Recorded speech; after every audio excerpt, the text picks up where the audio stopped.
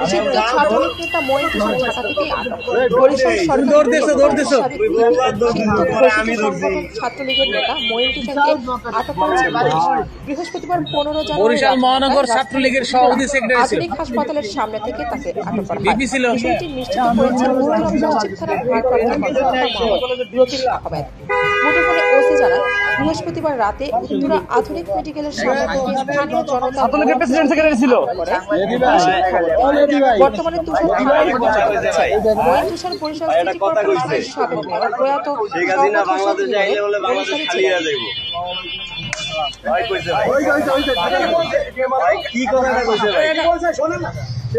শেখ হাসিনা বাংলাদেশে ঢুকলে বাংলাদেশ খালি হয়ে যাইব।